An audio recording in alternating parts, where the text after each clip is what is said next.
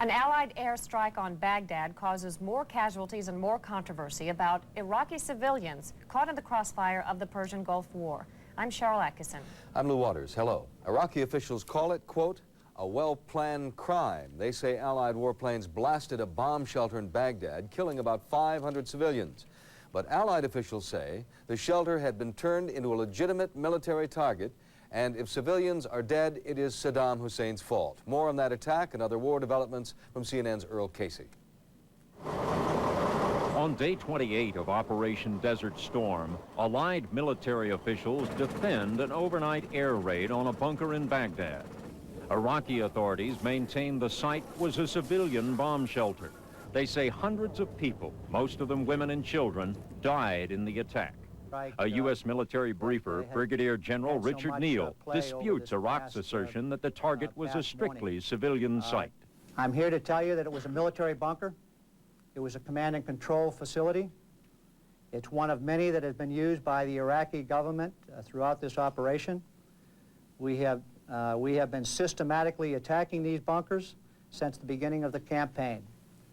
Within the last 2 weeks, this particular bunker became even more active as a command and control facility.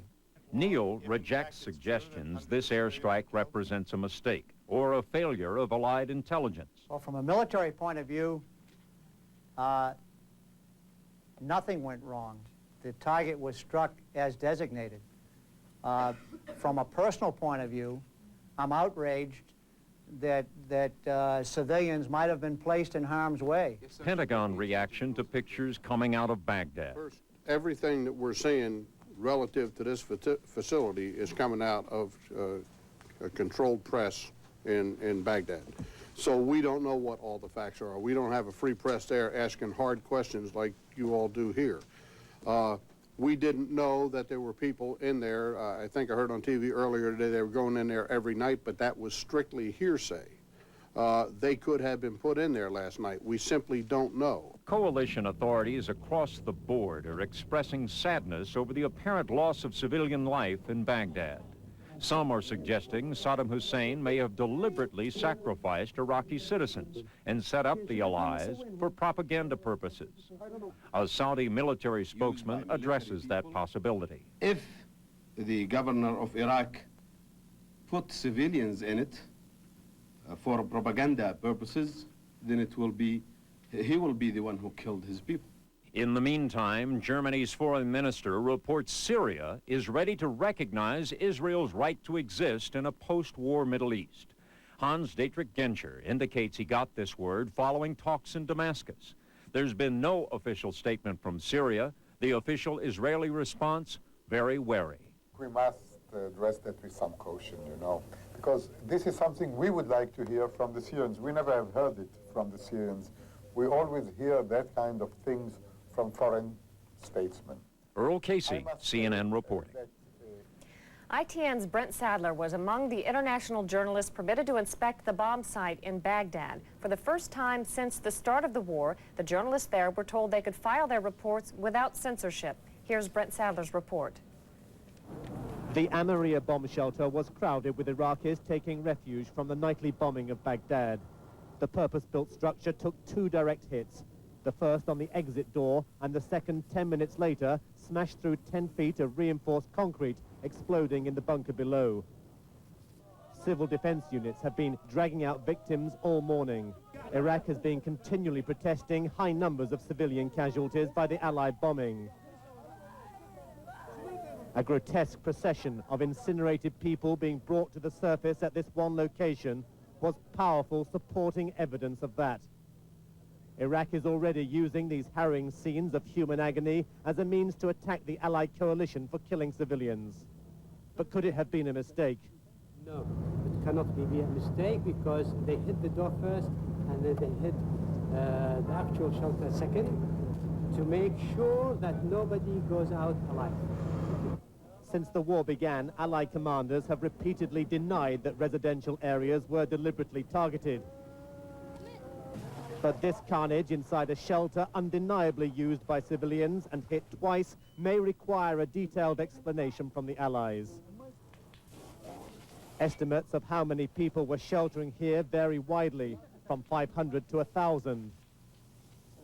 We were taken inside the still smouldering chambers as civil defense teams dug through the smouldering debris. They were not expecting to pull anyone out alive, working in intense heat and a choking atmosphere. Plastic gloves melted on their hands. This is a unit of Iraq's civil defense trying desperately to fight through a blazing inferno where there are people stuck somewhere in the back of the shelter. No one has yet been brought out of this area alive. No one knows and may never know how many people were sheltering in here during the air attack. Another unrecognizable victim was pulled outside in a blanket. I think it was a woman, and they hurried outside with her remains.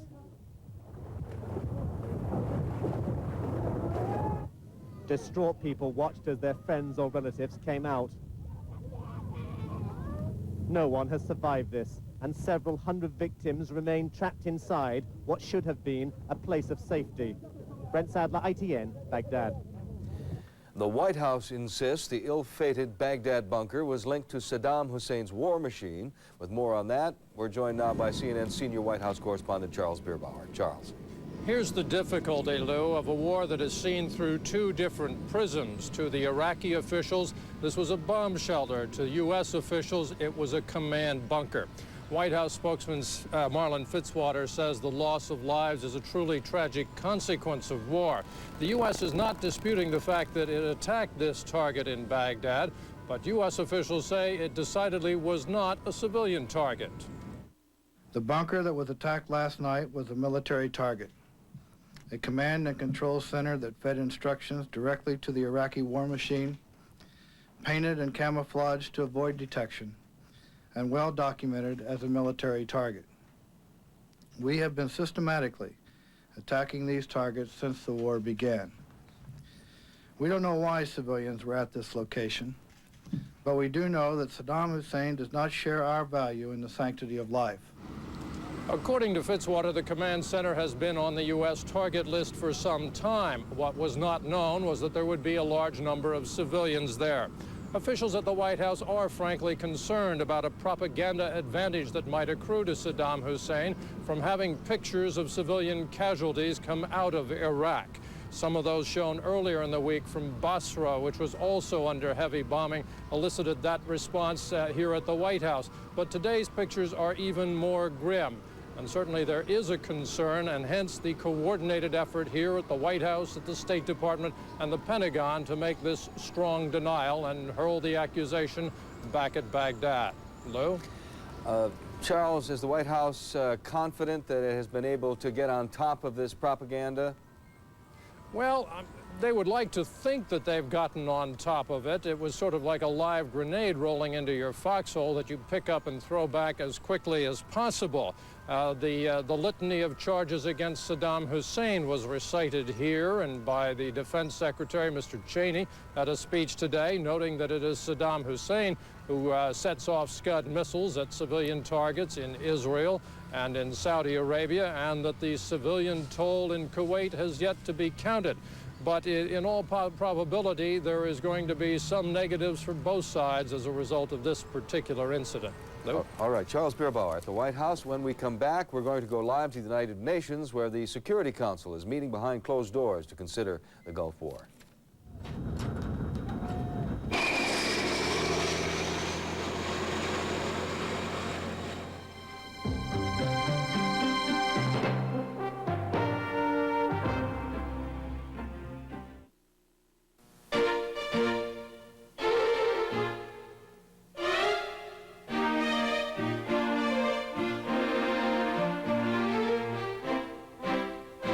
If after test driving a Sterling, you find another car with all of its standard features and appointments for $28,500 or less, we'll do more than congratulate you.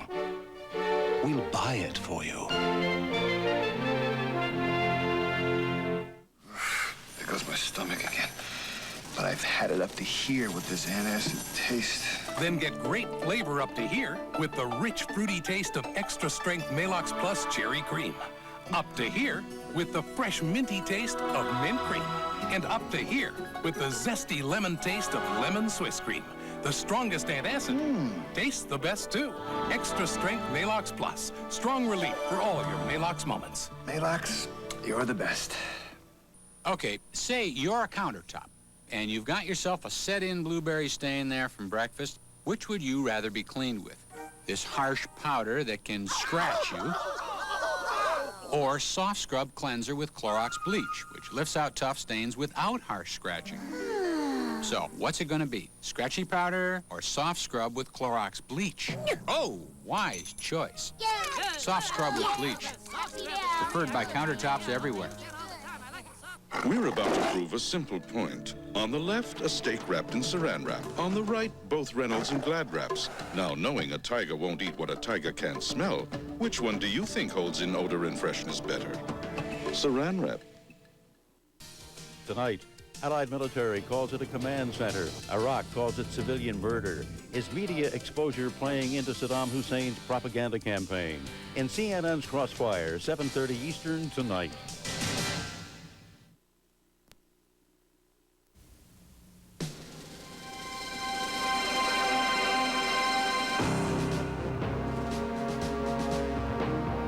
There is controversy at the United Nations over the Allied bombing tactics. Jeannie Mose is standing by live at the UN where she has an update. Jeannie? We are waiting now for a vote in the UN Security Council that is expected to lead to a private meeting of the Security Council. Now, as I speak, there is a public meeting of the Council going on, but in a few moments we expect them to actually take a vote publicly to go into a private closed-door meeting that the media could not attend. The idea is to have no cameras, no press inside. The U.S. and its allies do not want to send out a signal, they say, to Saddam Hussein that the United Nations is somehow divided on this subject, and so they asked to have a vote to go into a private, behind-closed-doors meeting, and that vote is supposed to happen soon. We're expecting that the U.S. and its allies will carry that vote by about 9 or 10 of the members out of a total of 15. Now, the countries that wanted to have a formal public televised airing of all of this, most of those are countries that oppose the war, they say, most of them say, that they won't participate in a private meeting, that they just won't have anything to do with it since the media can't be present. One ambassador who seemed to suggest that he will participate is the ambassador from Iraq. And on his way into the meeting today, he said, he spoke about the bombing of that shelter, the bomb shelter, or the command and control center, as the U.S. calls it. The Iraqi ambassador said the bombing shows how savage and brutal the U.S. is and how arrogant and dishonest the Americans are when they say the shelter is not a civilian target. Here's more of what the Iraqi ambassador had to say. The United States, as you know, for the first time perhaps in history of international diplomacy, are always saying no negotiation, no dialogue, no discussion. Then the hell with them, what they want. They would like to have war, okay, we are having war now. Do you expect more of the same to continue? Do you expect to see more of the same incidents? So far, there has been no sign of flexibility on the United States. They are getting sort of mad with the use of force with their BV-52 and with their Tomahawk missiles, and they seem to be enjoying it.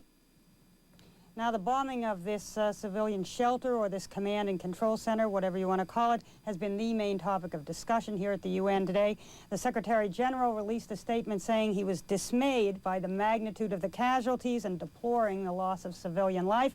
Iraq sent another letter to the UN basically accusing all of the countries that voted for the use of force resolution, Resolution 678 here at the UN, basically accusing them of complicity, responsibility in this bombing. And another interesting note, the Soviet ambassador here was very low-key when asked his reaction about this. He said the loss of civilian lives was very regrettable. And then he went on to say this about the effort to get a Soviet peace initiative off the ground. What we really need and want and what we're pursuing is the end of the hostilities. And the only way to reach it is by Saddam Hussein, by President Saddam Hussein, to make the decision to withdraw from Kuwait. And that's what we want. And that's what the Primakov was doing there. Well, that was President Gorbachev was insisting on. We want to stop the hostilities and we want to have the solution, peaceful solution of the country. For that,